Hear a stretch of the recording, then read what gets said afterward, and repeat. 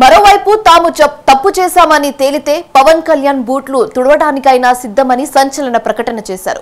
ఆంజనేయ స్వామిపై ప్రమాణం చేసి లడ్డు అపవిత్రం అయిందని చెప్పగలరా అని ప్రశ్నించారు.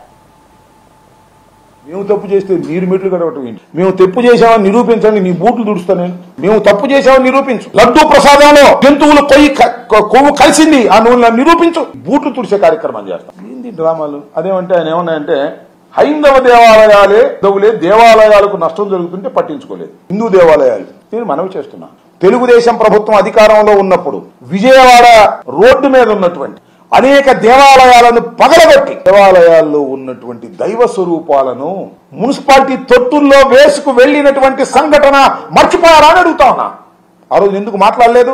సనాతన ధర్మం మీద ఇంత ప్రేమ భక్తి ఉన్నటువంటి పవన్ కళ్యాణ్ గారు ఆ రోజు మీరు ఎందుకు మాట్లాడలేదు అని అడుగుతా ఉన్నా. పవన్ కళ్యాణ్ గారు, మేము తప్పు చేస్తే మీరు మెట్లు కడవటం ఏంటి? మేము తప్పు చేశామని నిరూపించండి, నీ బూట్లు తుడుస్తా నేను. మేము తప్పు చేశామని నిరూపించు. లడ్డు ప్రసాదంలో